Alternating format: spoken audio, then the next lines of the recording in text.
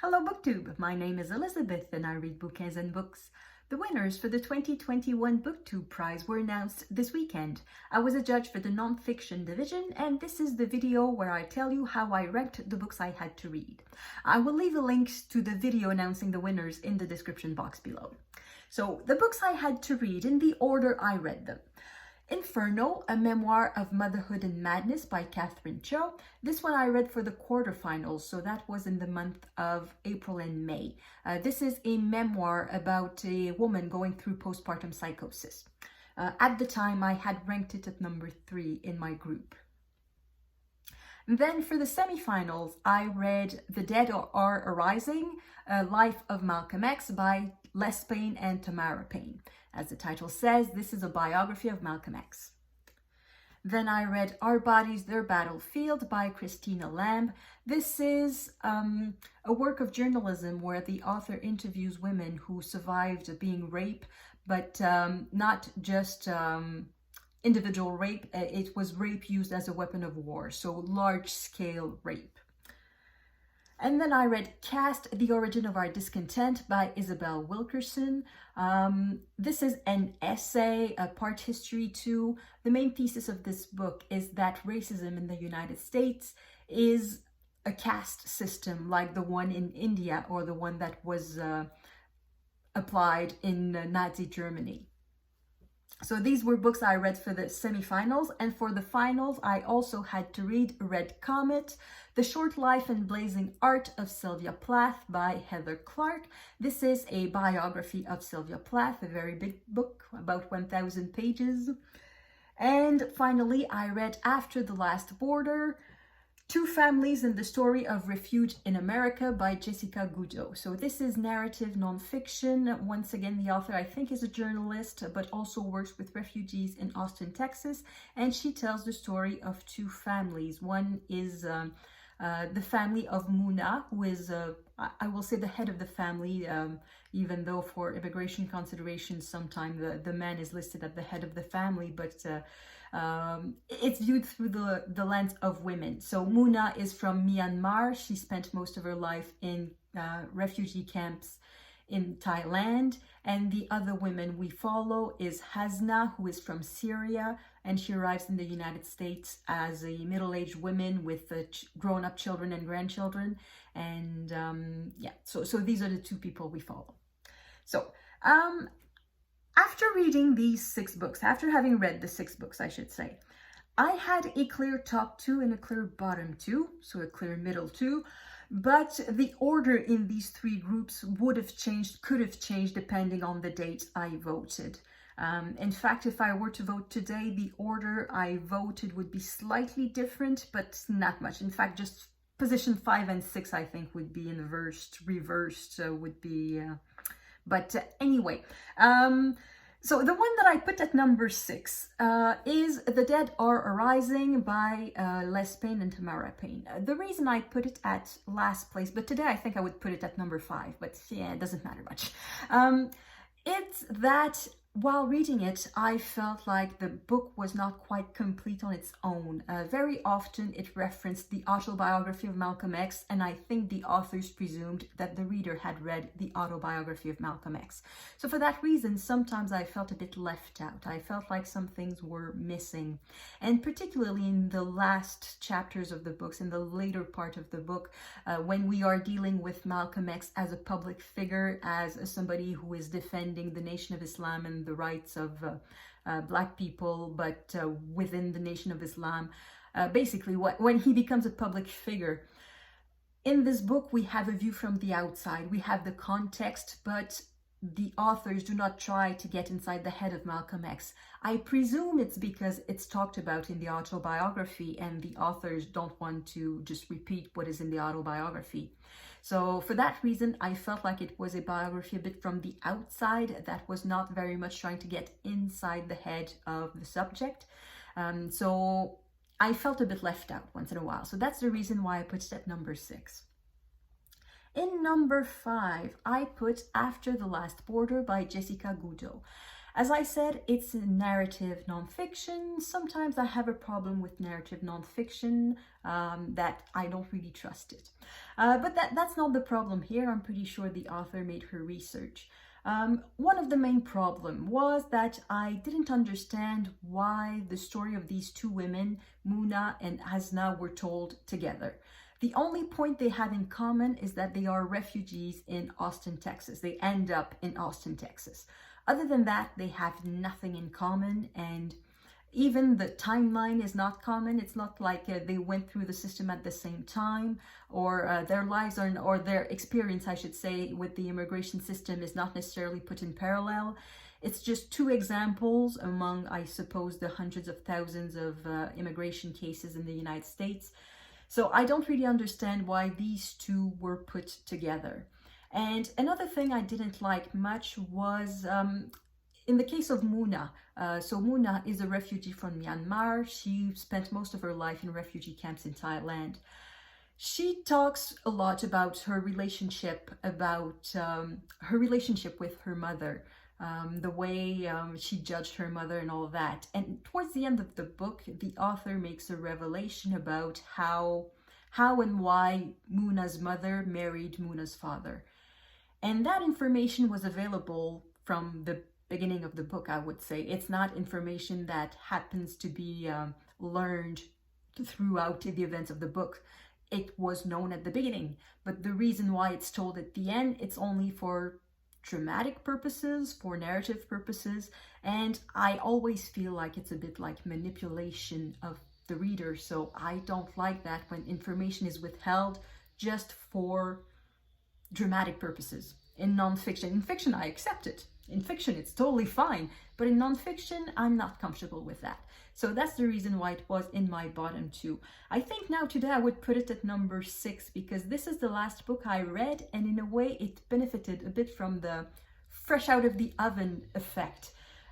You know when you bake a cake and you just take it out of the oven, it's all inflated, it's all beautiful and smells good, but then sometimes after a few hours, it's ready to have the icing put on, it's a bit flatter and it deflates a little bit. And I think that's a bit what happened with this book. After a few weeks, my enthusiasm for it deflated more than my enthusiasm for The Life of Malcolm X. So that's why if I was to vote today, I would put it at number 6. But that being said, I should have said it from the beginning, there was not a single bad book in this final. They were all very good books, including this one, which is perhaps my least favorite. But I still put it at number 5. At number 4, I put Red Comet. I know very little about Sylvia Plath. She's not necessarily an important author for me. I've never studied her. American poetry is not something we study very much in the province of Quebec, or perhaps even in Canada, so the importance of Sylvia Plath is not that obvious. However, I recognize that the book is extremely well made, that Heather Clark did amazing work to produce that biography. But for me, for somebody who is not necessarily interested in Sylvia Plath, it was just way too detailed. I think we have the name of every person Sylvia Plath ever met. It's really detailed to that point. When she's young, I think we accompany her on every date. And when she gets older, we know what she thinks about everyone that she meets. And it feels like that, at least. If Heather Clark left some people out, it doesn't show at all. So it's very, very detailed. So it was a bit long in certain places for somebody who doesn't really have a particular interest in Sylvia Plath. The biography is just too long. So that's my case. I recognize that it's extremely well done, but I was not the public for it. So for that reason, I put it at number 4. At number 3, I put Inferno. This is the book that I've read the longest time ago, so I've read it about 5 months ago. So a lot of it has deflated again. I don't remember it as well as I remember the books that I read recently, but I remember my positive reaction to the book. I don't know much about postpartum psychosis. Basically, I know nothing. So all I know about it is from this book. So I thought this was very interesting to get inside the head of a woman who had this sort of mental breakdown, this sort of experience with psychosis. So that was very interesting. However, I did not put it higher. I think it's for personal reasons. The simple reason is that I'm not a fan of memoirs in general, even though this one is very well made. It's not necessarily my cup of tea. So it's really just for preference reasons that I don't put it any higher. And my top two, that leaves the two books that I had put respectively at 1 and 2 for the semifinals. So logically, in the semifinals, I had put Caste at number 1 and Our Bodies, Their Battlefield at number 2. So logically, 2 months later, it should be the same situation. But no, I decided to go against logic and I reversed my ranking. So at number 2, I put Caste by Isabel Wilkerson, and at number 1, I put Our Bodies, Their Battlefield. Because 2 months later, the book that left me with the strongest impression is Our Bodies, Their Battlefield. It is a horrible book in a way. I did not enjoy reading that book. Enjoyment is not necessarily the word that comes with reading this book. It is very difficult. It is page after page of testimonies of women being raped and of authorities either authorizing the rapes or doing nothing about it. So it's horrible. And I say women, but in some cases it was children, and it's horrible. It's really horrible. But the impression it left me with is very, very strong, much more than Caste left me with. And I think that could have been different. If I had been American, I think it would have made a big difference. I know the border between Canada and the United States, it's just a line drawn in the forests and the lakes and the plains, and sometimes it doesn't mean much. But in that particular case, it meant that the situation being described was for a foreign country. It did not quite concern me as much as if it had happened in my own country. And I think I would have been more concerned, more affected if I had been American. And certainly if I had been Black, I think it might play too. It's really, I think it's because I'm a woman that Our Bodies, Their Battlefield made such an impression on me. And I did not enjoy reading this book, as I said, but I think it's the most... I have the word in French, marquant. It's the one that makes the strongest impression on me. So it's not the quality of the books that I'm ranking in that particular case. It's really the effect the book had on me. And in this case, I decided to put Our Bodies, Their Battlefield at number 1. And if you've seen the results, you can see that I'm not that far off with the results. The number 1, the winner, was... not very surprisingly, it was Caste, because it is really a good book, and I perfectly understand that a lot of people think it's the best book.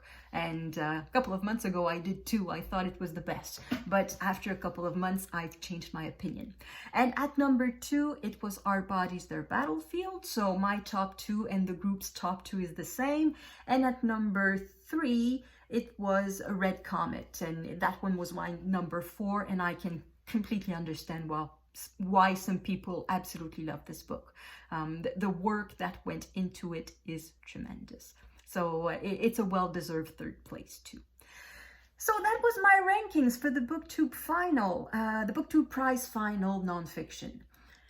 I'm going to say a few words about being a judge. It was my first year being a judge for the Booktube Prize. In fact, the Booktube Prize is the reason I started my Booktube channel. So it's quite important to me. I enjoyed a lot watching everybody's ranking videos. I enjoyed reading the reviews, because some people just write reviews on Goodreads or elsewhere. And that was a lot of fun. I really liked it. So if you've never tried being a judge for the Booktube Prize, you should think about it. It's really a lot of fun. If you don't mind some mandatory reading, I read in total, I calculated, I read 13 books for 3 rounds of being a judge. So it's really not that many. Over 6 months, in fact, over 6 months, I had to read 13 books. So it's quite reasonable. And the only massive brick was Red Comet. Most of the books were under 300 pages, and all the others I think were under 500 pages. So it was not an excessive commitment to volunteer for the Booktube prize. And what I liked about the Booktube prize is that it makes me read books that I would not necessarily pick up on my own. Of the 13 books I read for the Booktube prize, I think only 2 or 3 I would have picked up on my own. I would definitely have read Caste, and I would also have read The End of Everything, Astrophysically Speaking by Mack. However, I would never have picked up Our Bodies, Their Battlefield, because it's just a subject that is too dark, and it's not something I'm attracted to naturally. I like to read lighter things for my own enjoyment, but I am glad I read it. Even though it was not an easy experience, I am glad I read that book. Same thing perhaps for Inferno and Our Bodies and A Memoir of Motherhood and Madness. I'm not necessarily attracted to memoirs. I'm not necessarily attracted to memoirs about mental breakdowns or medical memoirs. But this one I really liked, so I'm very happy I read that. A book that I ranked number 6 twice, that was The Dragon, the Giants, the Women by Wayétu. I ranked it at number 6 for a technical reason, because the way it's told, I don't think it's nonfiction, I think it's autofiction. But it's a very good book, so I'm very glad I read that too. So on the whole, the Booktube prize made me discover books, and it makes me learn stuff about myself, what I like, what I don't like, and it sort of forces myself to rationalize my reviews of books. So why do I don't like this one? Why do I prefer this one? And why do I think it's better or less good? So in the case of the finals, the 2 books that I put at the bottom, the reason I put them at the bottom was because I could pinpoint to something that was not to my satisfaction and that I thought could also be a problem for other readers. So for The Dead Are Rising, the fact that if you have not read the autobiography of Malcolm X, you may feel a bit left out. I think that is a problem that could be a problem for not just me. However, the reason why I put Sylvia Plath at number 4, the biography of Sylvia Plath at number 4, that one is strictly personal. It's just I'm not that interested in the book. But I like the fact that I have to rationalize my explanations of why did I put this one at number 6 and that one at number 5 and that one at number 1. So I think that makes me a better reader. So I had a lot of fun being a judge for the Booktube prize. I will volunteer to be a judge next year too. Knock on wood, if I'm not dead. I don't have any reasons to believe I will be dead next year, but I have no reasons to believe I will live forever either. So anyway, if you think about becoming a judge for the Booktube prize, keep your eyes open. There will be a call for judges quite soon. Next year, there will be 3 divisions. There will be fiction in translation, and nonfiction. And you don't have to volunteer for all 4 rounds. You can volunteer just for a few rounds, just for one if you want to. And before every round, Robert from Barter Hordes, he's the one organizing the Booktube prize, will ask you if you are available to judge the next round. So you can choose just before the round begins if you're available or not. So think about it. It's really a lot of fun. So thank you everyone for watching. Let me know what you thought of these books, what you thought of the result of the Booktube prize. I'm very curious to know about that. I know in the previous round, some commentators and me, we had the exact same choices. So I wonder if it remained like that in the final, or perhaps they skipped the final because of Red Comet. That was a scary book. Anyway, so let me know what you thought. Thank you everyone for watching. I will see you in the next video. À la prochaine!